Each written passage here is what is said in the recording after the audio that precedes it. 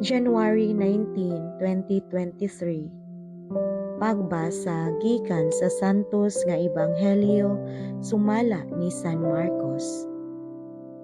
Si Jesus ug ang iyang mga tinun-an nangadto sa lanaw sa Galilea ug gisunod siya sa usa ka dakong panon sa mga tawo.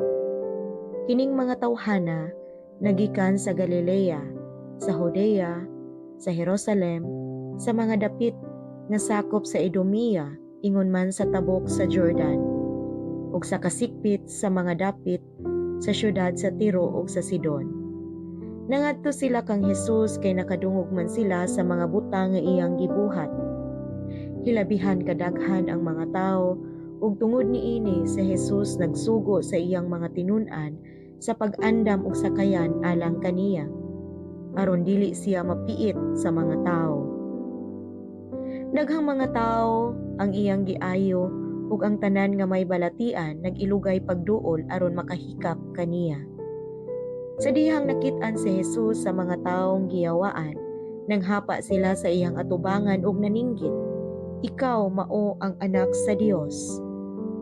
Apan gipahimangnuan pag-ayo ni Jesus ang mga yawa nga dili sila manukilon kun kinsa siya. Ang Ebanghelyo sa Ginoo.